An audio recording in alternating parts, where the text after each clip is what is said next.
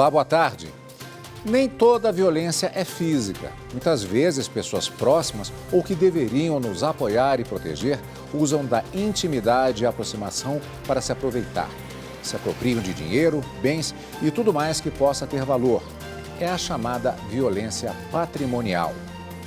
No Jornal da Justiça de hoje, você vai ver que a violência patrimonial é um dos 5 casos previstos na Lei Maria da Penha. E você vai ver também. PSOL pede ao Supremo Tribunal Federal prisão preventiva de ex-presidente Jair Bolsonaro. O documento foi encaminhado ao ministro Alexandre de Moraes, relator dos inquéritos das fake news e das milícias digitais antidemocráticas. STF decide que imunidade parlamentar garantida aos deputados federais e senadores também é aplicável aos deputados estaduais. E ainda, Superior Tribunal de Justiça anula a decisão que considerou ilegal investidura no cargo de Procurador Regional dos Direitos do Cidadão em São Paulo.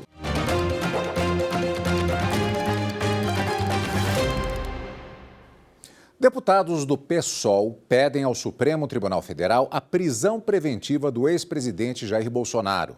A petição foi encaminhada ao ministro Alexandre de Moraes, relator dos inquéritos das fake news e das milícias digitais antidemocráticas. A petição foi assinada pelo presidente nacional do partido, Juliano Medeiros, e por mais 15 deputados federais. Além da prisão de Jair Bolsonaro, o grupo pede a quebra do sigilo telefônico e telemático do ex-presidente, a busca e apreensão de provas e documentos para evitar qualquer tipo de destruição ou ocultamento de indícios criminosos e a apreensão do passaporte de Bolsonaro. O documento foi encaminhado ao ministro Alexandre de Moraes, relator dos inquéritos das fake news e das milícias digitais antidemocráticas. Os parlamentares do PSOL mencionaram no pedido discursos de caráter golpista com a possível finalidade de atentar contra a democracia e o Estado de Direito. Os deputados acusam o ex-presidente de tentar incentivar atos criminosos e terroristas.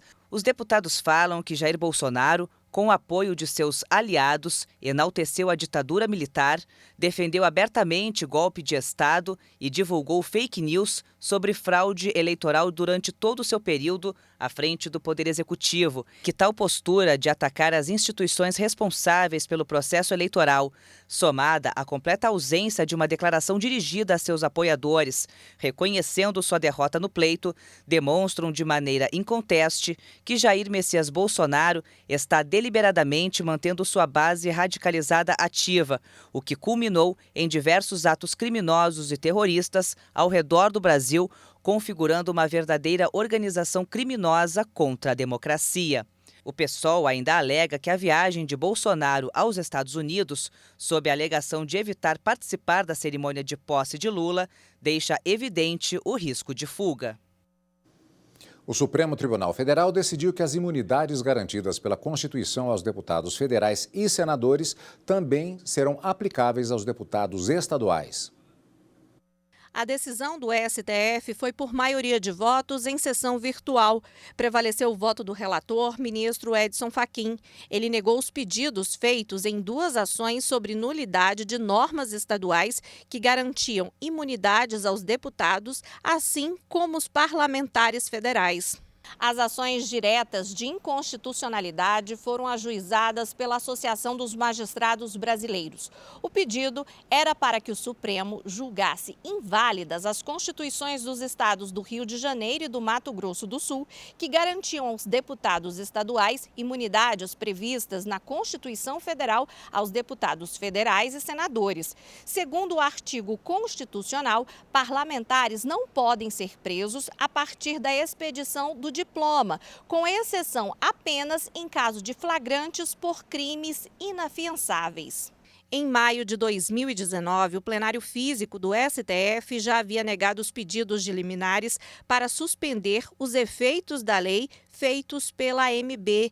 Agora, com o julgamento do mérito das ações, o colegiado do Supremo manteve o entendimento de que os estados e o Distrito Federal devem seguir obrigatoriamente as garantias previstas em nível federal a todos os deputados e senadores. A presidente do Supremo Tribunal Federal, ministra Rosa Weber, participou ontem das cerimônias de transmissão de cargo dos novos ministros da Justiça, Flávio Dino, e das Relações Exteriores, Mauro Vieira. O ministro Ricardo Lewandowski, do STF, também acompanhou as duas cerimônias. E o ministro Gilmar Mendes, também do STF, participou da transmissão de cargo de Flávio Dino na pasta da Justiça, que contou ainda com a presença da presidente do STJ, ministra Maria Tereza de Assis Moura.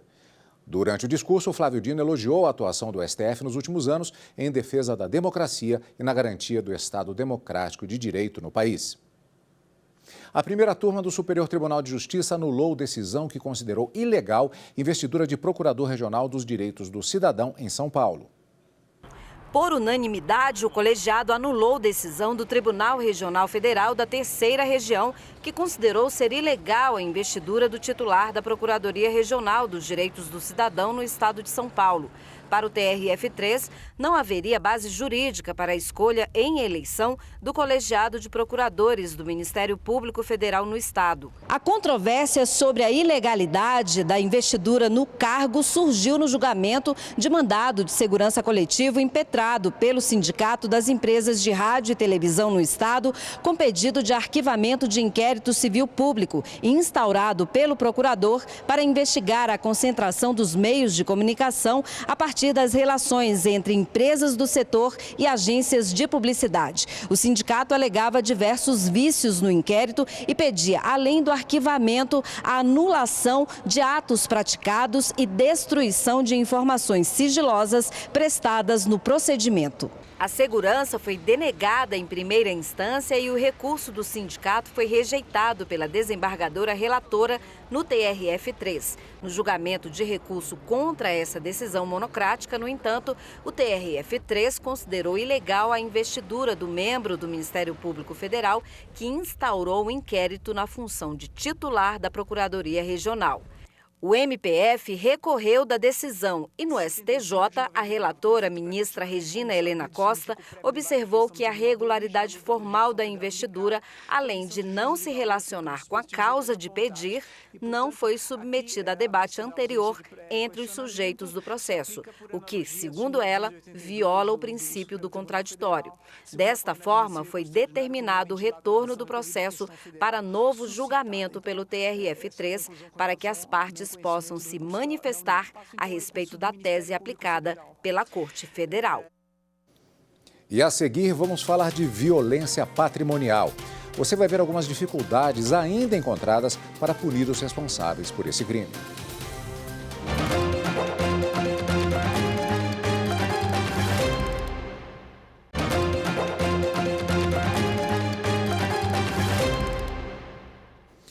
Será enterrado daqui a pouco em Santos, São Paulo, o corpo de Edson Arantes do Nascimento, o Pelé.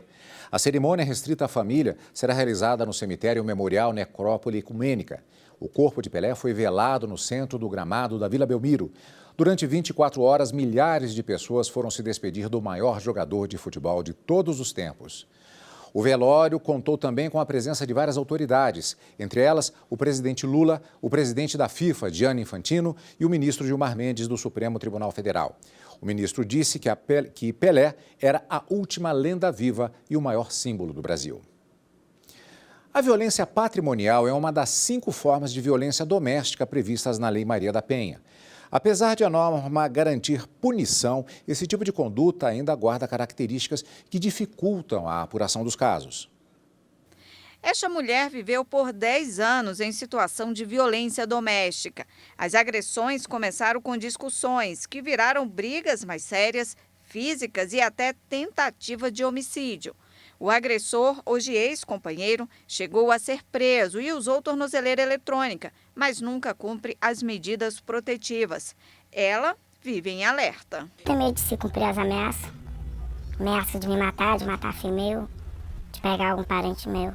Não posso me aparecer, não posso sair, não posso levar meus meninos para divertir no parque, em algum lugar. A Lei Maria da Penha entrou em vigor em agosto de 2006. O objetivo é dar um tratamento mais severo aos agressores. A norma veio como reforço aos direitos humanos para a mulher e tem ajudado a diminuir o número de casos. De acordo com os dados do Fórum Brasileiro de Segurança Pública, foram registrados 1.319 feminicídios no país em 2021, uma queda de 2,4% em comparação com o ano anterior, que contabilizou 1.351 casos. A violência física é a agressão mais explícita e fácil de comprovar, mas outras não. A lei tem ficado mais abrangente para identificar formas diversas de violência de gênero.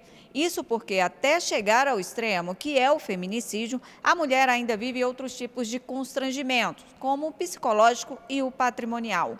Nesse último caso, as mulheres e os filhos ficam vulneráveis à situação de violência, o que dificulta a saída do ciclo. Durante um relacionamento, essa violência pode se dar com o controle das finanças. Então, muitas vezes a mulher trabalha e não tem o controle nem do seu próprio salário. Por quê? Ela tem que entregar na mão daquele companheiro, daquele esposo, daquela pessoa, para que ele administre, para que ele faça tudo. Então, ela não tem condições de comprar as suas coisas, de desenvolver a sua autonomia, a sua liberdade financeira, porque os seus recursos são sempre controlados. A Lei Maria da Penha também considera como violência doméstica a violência patrimonial, entendida como qualquer conduta que configure retenção, subtração, destruição parcial ou total de seus objetos, instrumentos de trabalho, documentos pessoais, bens, valores e direitos ou recursos econômicos. A violência patrimonial é mais difícil de ser identificada porque pode passar como algo do dia a dia. Mas a advogada explica que o Conselho Nacional de Justiça, por exemplo, tem adotado medidas para identificar empecilhos na autonomia financeira da mulher vítima de violência de gênero. O Conselho Nacional de Justiça disponibilizou um protocolo de julgamento com perspectiva de gênero, onde eles trazem a ideia de que a violência patrimonial pode se dar também em ações de alimentos, onde a parte tem condições de pagar alimentos para um filho ou até mesmo para a ex-esposa, mas se recusa a fazê-lo como uma forma de punir financeiramente a outra parte. Isso também pode ser considerado como uma forma de violência patrimonial. E para sabermos mais sobre o tema da violência patrimonial, conversamos agora com a advogada especialista em Direito de Família, Luessa Santos. A quem, antes de mais nada, eu agradeço pela presença aqui no Jornal da Justiça, primeira edição. Boa tarde, doutora. Boa tarde, Carlos Eduardo. Também agradeço pelo convite para poder participar e esclarecer sobre essa situação tão grave que muitas mulheres, e como você comentou no começo da entrevista, idosos também acabam sofrendo essa violência patrimonial. Vamos chegar exatamente nesse ponto que faz parte justamente desse tipo de situação.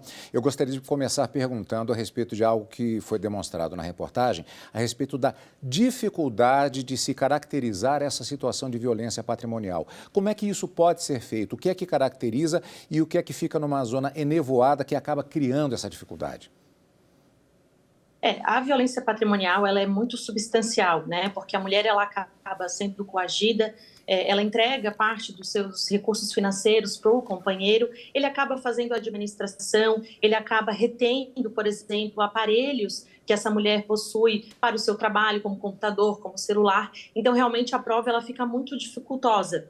Porém, essa mulher ela pode, sim, fazer registros desses acontecimentos, pegar extratos bancários, né? Hoje, a própria ata notarial, pegar conhecidos, pessoas que possam, de fato, realmente comprovar que essa situação ocorria no relacionamento. Agora, existe a possibilidade de se fazer prova por meio justamente da obtenção de extratos, de movimentação bancária. Como é que, identificada havendo essa situação, a mulher pode fazer para se defender e se preparar, inclusive, na expectativa de uma ação, por exemplo, de uma ação de divórcio? Exatamente, a mulher precisa ter esses comprovantes, né? E por isso que sempre quando eu atendo mulheres nesse tipo de situação, a gente orienta que hoje no judiciário tudo vale como prova. E-mails, conversas de WhatsApp, né? Justamente se leva ao cartório para fazer o registro dessa ata notarial, justamente para que a mulher consiga comprovar. Mas como eu disse, muitos desses documentos a mulher acaba nem tendo como posse dela. Por isso a importância também de procurar pessoas conhecidas, próximas do relacionamento, para que possam narrar esse tipo de situação que a mulher vem vivendo, como até os filhos maiores também podem narrar, porque essas situações de violência doméstica, infelizmente, perduram por muitos anos em muitos relacionamentos. Existe uma dificuldade em termos até mesmo culturais, inclusive de pessoas um pouco mais velhas, no sentido de sequer ter consciência de que estão sendo submetidas a esse tipo de situação? Com certeza, né? Fora a Lei Maria da Penha, o Estatuto da Pessoa Idosa prevê no seu artigo 102 o crime, né, de subtrair, pegar dinheiros ou benefícios de pessoas idosas. Então, infelizmente, o idoso acaba passando procuração para filhos, sobrinhos, netos, né? Realmente, infelizmente, essa situação ocorre entre pessoas próximas desse idoso que cometem esses atos, como pegar pensão, contrair empréstimos em nome desse idoso. Até no final do ano passado, entre janeiro e julho, a Ouvidoria Nacional de Direitos Humanos recebeu mais de 12 mil denúncias, e dessas 12 mil denúncias, mais de 54% eram de violência patrimonial contra pessoas idosas. A possibilidade de denúncia, como ela pode ser feita? Pelo telefone 180, delegacias especializadas, defensorias? Exatamente, né? Hoje a gente tem diversos meios de campanhas, inclusive, né, de ligações, porque às vezes aquele idoso ou aquela pessoa, a mulher, ela não tem às vezes uma rede de apoio, então a gente sempre aconselha realmente a ligação para o 180, procurar uma delegacia especializada, justamente porque vai ter um atendimento, um acolhimento para aquela vítima, mas se a mulher não conseguir, ela pode sim também procurar uma outra delegacia, a Defensoria Pública e, logicamente, uma tentativa da sua rede de apoio para que essa denúncia seja efetivada. Doutora, muito obrigado pela participação. Apenas uma ideia para as pessoas, para que elas se conscientizem e possam procurar os seus direitos e também denunciar no caso de situações como essa. Muito obrigado, doutora. Eu que agradeço. Muito obrigada a todos. E no próximo bloco, na retrospectiva do STF, você vai rever o julgamento que regulamentou as mudanças feitas na Lei de Improbidade Administrativa. Voltamos já.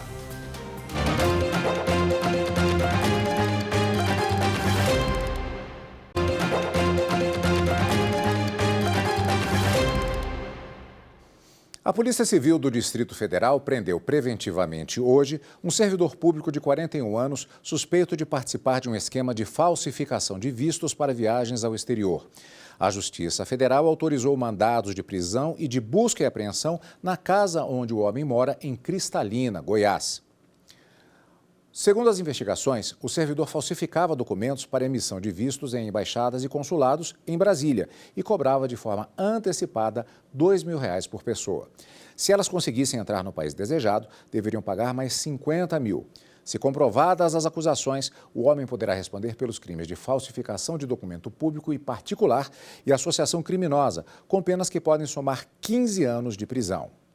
O Tribunal de Justiça de São Paulo manteve a condenação de um homem que participou do ataque a um banco em Botucatu, interior do estado, em 2020. Ele era integrante de uma organização criminosa que roubou cerca de R$2 milhões da instituição financeira. A pena de 10 anos e 6 meses de prisão deve ser cumprida em regime fechado. De acordo com o processo, o grupo, com 35 pessoas, estava fortemente armado e, com o uso de explosivos, assaltou uma agência do Banco do Brasil no centro da cidade. Ficou comprovado que o réu que recorreu da sentença, além de participar da execução do crime, também fazia parte do alto escalão da quadrilha responsável pelo planejamento do roubo. No dia da prisão, ele portava, inclusive, equipamentos usados nas explosões e mais de R$20 mil em dinheiro. Todas essas informações foram levadas em consideração pelos desembargadores do Tribunal de Justiça para manter, por unanimidade, a condenação do acusado. Retrospectiva 2022. Reveja os principais julgamentos do Supremo Tribunal Federal no ano passado. Em agosto, o Supremo decidiu que a Lei de Improbidade Administrativa não retroage para os casos já encerrados, aqueles com decisão transitada em julgado. Vamos conferir. A improbidade administrativa é uma conduta inadequada, praticada por agentes públicos ou outros envolvidos, que venha a causar danos à administração pública. Em 1992, foi sancionada uma lei que previa punição, mesmo se a investigação desse tipo de conduta não conseguisse comprovar má-fé do envolvido. Em 2021, foram feitas mudanças na norma. Uma delas exige a comprovação do dolo, ou seja, a intenção de cometer a irregularidade para que haja a condenação. O prazo geral de prescrição, que é o prazo para iniciar ações e assim aplicar as punições previstas, também mudou. Antes era de 5 anos, agora passou para 8. Com a mudança na lei, uma procuradora processada pelo INSS por suposta negligência quando trabalhou na autarquia, recorreu ao Supremo. Ela questiona se as novas regras devem retroagir para beneficiar quem eventualmente tenha cometido ato de improbidade culposo, quando não há intenção. E também se a norma retroage ou não para ações com decisões definitivas e em andamento. E se os novos prazos de prescrição podem ser aplicados aos casos antigos. Para o relator ministro Alexandre de Moraes, as mudanças não retroagem para atingir casos com decisões definitivas. Já nos processos ainda em andamento, a nova lei só deve alcançar aqueles que envolvam atos culposos, cabendo uma análise caso a caso para verificar se houve ou não dolo. Sobre os novos prazos de prescrição, Moraes considerou que eles não podem retroagir em observância aos princípios da segurança jurídica. Os ministros André Mendonça, Nunes Marques e Dias Toffoli entendem que a lei tem aspectos de natureza penal. Assim, as alterações devem retroagir para beneficiar os réus em ações em tramitação, inclusive os sentenciados em ações com decisão definitiva. Já os ministros Edson Fachin e Luiz Roberto Barroso se manifestaram pela não retroatividade da nova lei. Segundo eles, a norma não pode retroagir nem mesmo para as condutas culposas praticadas antes de sua vigência. Na retomada do julgamento, as ministras Rosa Weber e Carmen Lúcia acompanharam o entendimento de Fachin e Barroso. A norma do artigo 5º, 40, da retroatividade benéfica, merece interpretação restritiva, circunscrita ao direito penal, na sua expressa dicção ao estatuir a lei penal, não alcançando, portanto, o direito administrativo sancionador, este dotado de maior dinamismo e voltado, em caráter precípuo, à construção de modelos prospectivos de tutela do interesse público. A doutrina não tem qualquer dúvida em que, ou não, nunca pôs dúvida em que, os casos de improbidade não são de direito penal e aqui não é uma lei penal, não retroagirá, fazendo prevalecer, portanto, o princípio segundo o qual, no direito brasileiro, a lei não retroage. Os ministros Ricardo Lewandowski e Gilmar Mendes entendem que a lei tem aspectos de natureza penal e, por isso, as alterações podem retroagir para beneficiar os réus. Entendo que não há se falar em insegurança jurídica ou alteração do entendimento dominante, caso acolhida a tese ora sustentada, especialmente considerados, então, os precedentes jurisprudenciais e a doutrina que se debruçou sobre o tema. O próprio Código Penal estabelece, em seu artigo 2º, que ninguém pode ser punido por fato que a lei deixa de considerar crime, cessando, em virtude dela, a execução e os efeitos penais da sentença condenatória. Ou seja, resguarda-se a reversão de eventuais efeitos extrapenais do pronunciamento jurisdicional. O presidente Luiz Fux votou com o relator. Como a matéria tem repercussão geral reconhecida, ou seja, a decisão deverá ser adotada em casos semelhantes em todo o país, o plenário definiu a seguinte tese. É necessária a comprovação de responsabilidade subjetiva para a tipificação dos atos de improbidade administrativa, exigindo-se nos artigos 9º, 10 e 11º da Lei de Improbidade a presença do elemento subjetivo, dolo. A norma benéfica da Lei 14.230 de 2021, revogação da modalidade culposa do ato de improbidade administrativa, é irretroativa em virtude do artigo 5º, 37 e 36 da Constituição Federal, não tendo incidência em relação à eficácia da coisa julgada, nem tampouco durante o processo de execução das penas e seus incidentes. A nova Lei 14.230 de 2021 aplica-se aos atos de improbidade administrativa culposos praticados na vigência do texto anterior da lei, porém sem condenação transitada em julgado, em virtude da revogação expressa do texto anterior, devendo o juízo competente analisar eventual dolo por parte do agente. E 4, o novo regime prescricional previsto na Lei 14.230 de 2021 é irretroativo, aplicando-se os novos marcos temporais a partir da publicação da lei. E o Jornal da Justiça de hoje fica por aqui. Para você, uma ótima tarde e continue com a nossa programação. Até amanhã.